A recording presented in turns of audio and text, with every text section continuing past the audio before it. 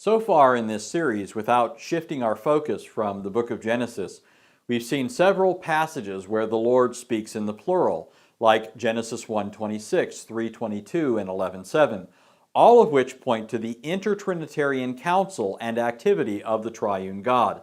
We've also looked at Genesis 19:24, where two persons, both identified as Yahweh, are accredited with bringing divine judgment upon Sodom and Gomorrah. As far as the teaching of Genesis, not to mention the rest of the Old Testament, this is only the beginning. Another place where Genesis points to personal plurality in the Godhead is found in Genesis 35, verses 1 through 7. In fact, this portion of Scripture points to a whole host of other passages in Genesis that further demonstrate just how entrenched the idea of personal plurality in the Godhead is from the very outset of the Bible. In Genesis 35:1 it says, "Then God said to Jacob, 'Arise, go up to Bethel and live there, and make an altar there to God who appeared to you when you fled from your brother Esau.'"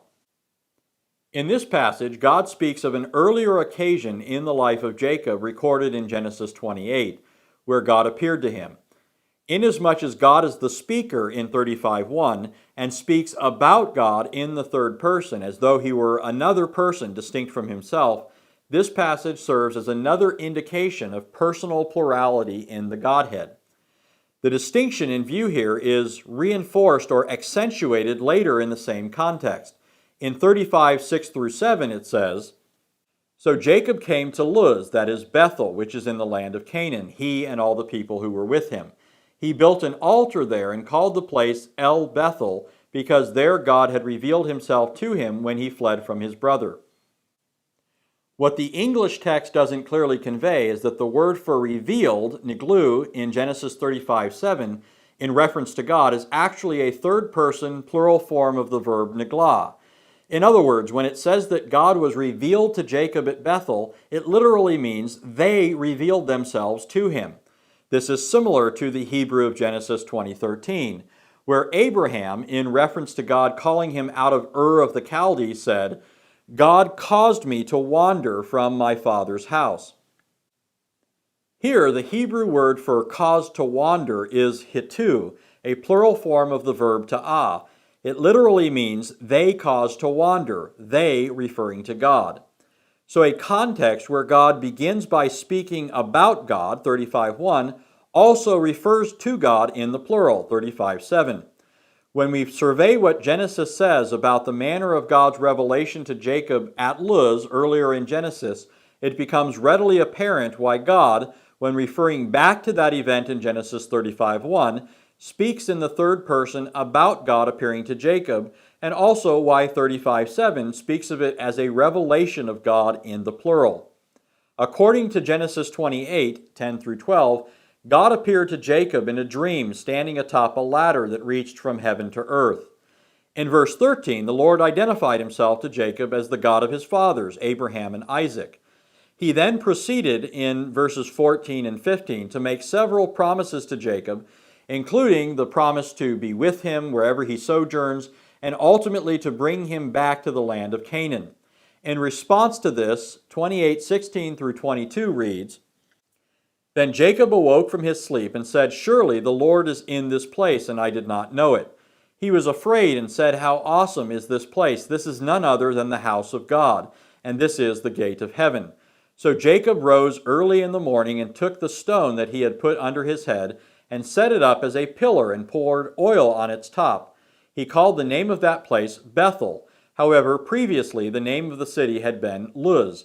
Then Jacob made a vow, saying, 'If God will be with me and will keep me on this journey that I take, and will give me food to eat and garments to wear, and I return to my father's house in safety, then the Lord will be my God. This stone, which I have set up as a pillar, will be God's house, and of all that you give me, I will surely give a tenth to you.'" Several times Genesis 28 says it was the Lord or God that Jacob encountered in his dream. And because it was God who appeared to Jacob in Luz, Jacob made a vow to serve God and renamed the place Bethel, which means the house of God. The significance of this emerges 3 chapters later when Jacob has another dream. In Genesis 31:11 it says, Then the angel of God said to me in the dream, Jacob, and I said, Here I am. In this passage, the speaker is identified as the angel of God. However, in verse 13, the angel of God goes on to identify himself in this way. I am the God of Bethel, where you anointed a pillar, where you made a vow to me. Now arise, leave this land, and return to the land of your birth. Because many people don't know how the word angel is used in the Bible, the identification of the angel of God as the God of Bethel and the significance of it is easily missed. In Hebrew, the denotative meaning of the word angel, melach, simply means messenger. By itself, the word melach has no ontological significance. That is, it does not indicate what kind of being is in view.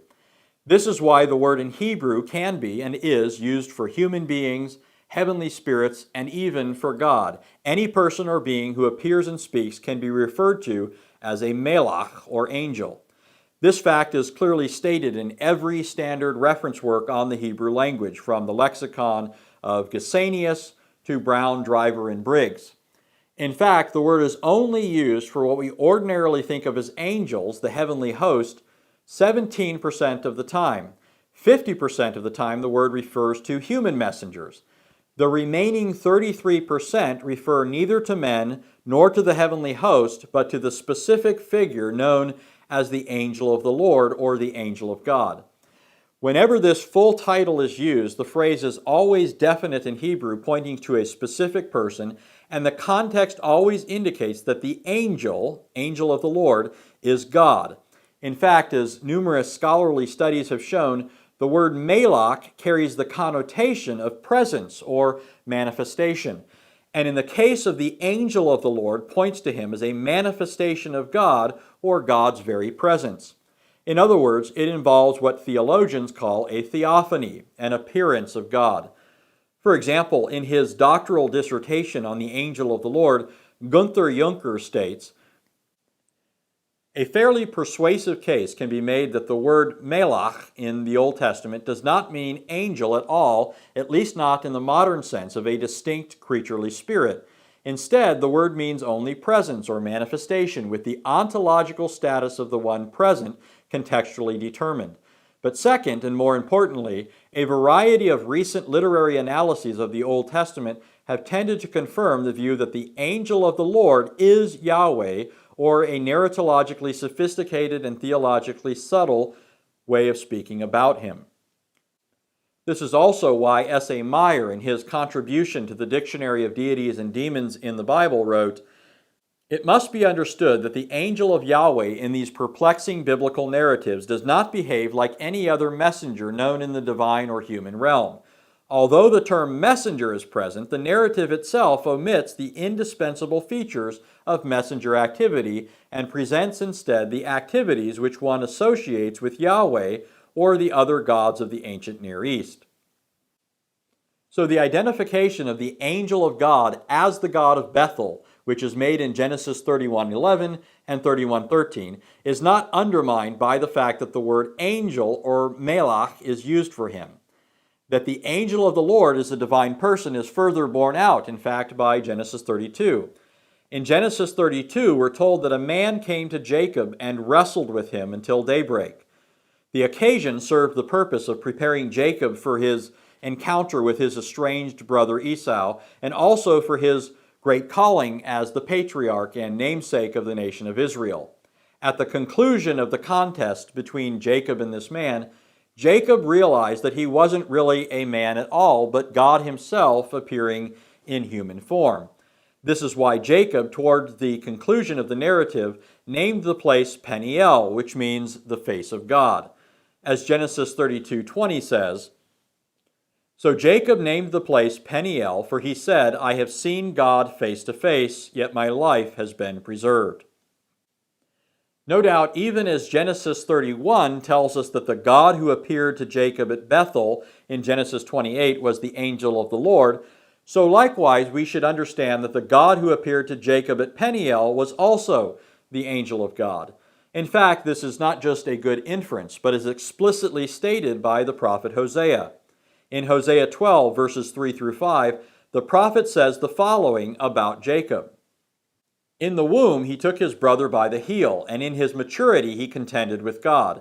Yes, he wrestled with the angel and prevailed. He wept and sought his favor. He found him at Bethel, and there he spoke with us, even the Lord, the God of hosts. The Lord is his memorial name.